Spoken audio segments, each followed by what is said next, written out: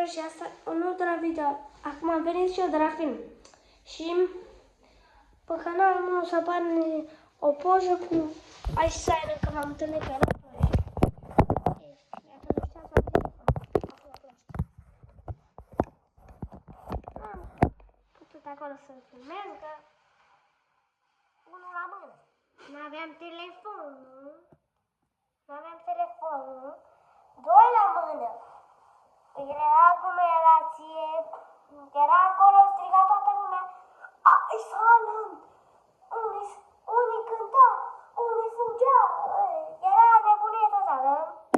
Da. Acum am venit și o să mă spăl mâini, să mănânc.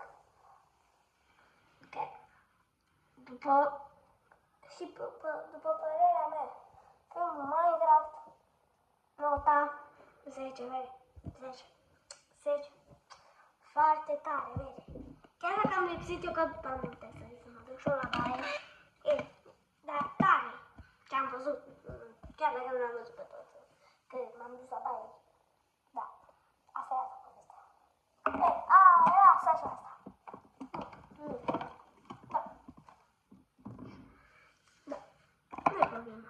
Am pierdut poate pe un film care o să văd pe Netflix. Când apare. Care eu nu știu când apare. Aici nu știu, poate că sapa.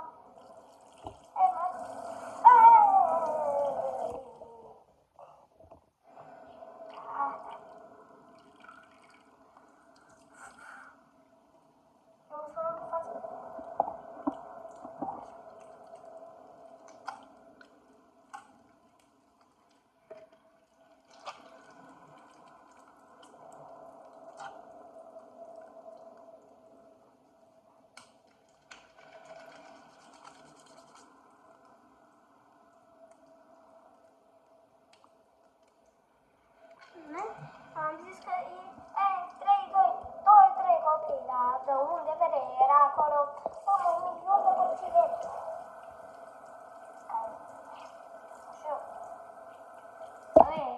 Era 4 și acolo era 1.000.000 de copii.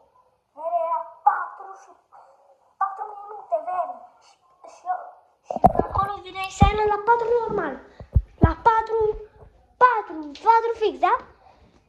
Și la 4 cu 4 minute era acolo. Noi după lume. Da. Hai să închei videoul.